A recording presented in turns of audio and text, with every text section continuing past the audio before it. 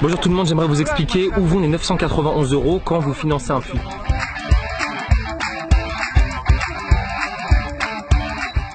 En général, on commence par creuser le puits jusqu'à ce qu'il y ait de l'eau.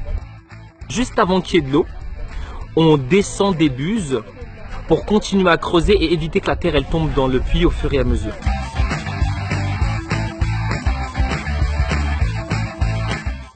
Donc du ciment, du béton, du sable, de l'eau, de la main d'œuvre, un peu d'expertise, et voilà ce qu'on arrive à faire, on fait une buse. Donc c'est ça qui empêche la terre de tomber à l'intérieur du trou. En général, on creuse une dizaine de mètres à peu près, puis on commence à descendre 3 buses. Et on creuse et les buses elles descendent petit à petit. Donc là je suis avec Moum, le responsable des travaux sur place, et 3 pusatiers qui sont ici, et puis il y en a un qui est en bas en train de creuser. Ils vont nous expliquer un petit peu comment est-ce que ça marche. Moum, oui. Quand on creuse, les premières eaux qu'on trouve là, c'est les premières eaux de la nappe, c'est ça?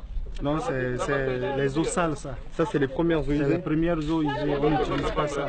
On fait évacuer ça et on continue par creuser jusqu'à atteindre la nappe d'eau. Quand vous atteignez la nappe d'eau, vous voyez la fuite d'eau même, vous ne pouvez pas faire sortir, comment l'appelle-t-on, sortir l'eau. L'eau est assez abondante et elle est claire et limpide.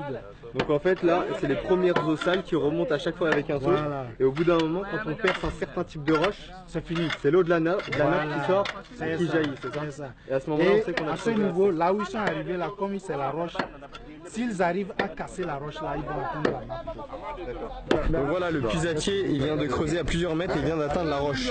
Et vous pouvez voir, cette roche-là, elle est friable. Ça veut dire que c'est de la roche, mais rien qu'avec mes mains, j'arrive à la casser, elle est friable. Cette roche-là, elle a un nom, ça s'appelle la pierre de l'eau.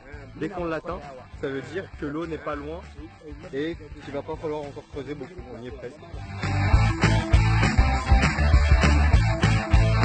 Il faut payer les buses. Une buse, d'accord, c'est à peu près 1 mètre. Si vous creusez à 16 mètres, vous allez avoir besoin de 17 buses. 16 plus une par, en haut du puits pour éviter que les enfants y tombent, que la terre elle tombe, etc. De déverser des choses dans le puits. Donc il faut payer les buses, il faut payer, donc qui sont constituées de tout ce que je vous ai dit. Il faut payer ensuite la protection extérieure du puits avec le couvercle, le système avec la roue pour venir récupérer de l'eau, les récipients, il faut peindre le puits. D'accord, donc qui a un service à part. Il faut payer la plaque qu'il y a par-dessus, il faut payer les ouvriers et il faut payer tous les transports de tous les matériaux qu'on vient de dire jusque maintenant. Si jamais un puits, donc les puits sont entre 13 mètres et 20 mètres de profondeur, en moyenne c'est 15-16 mètres. Imaginons qu'on ait construit un puits que de 13 mètres. Vous allez me dire, de ce cas-là, on a dépensé un peu moins d'argent. Il faut savoir que si jamais il y a un problème, le surplus d'argent, il est utilisé pour venir recreuser le puits ou entretenir le puits.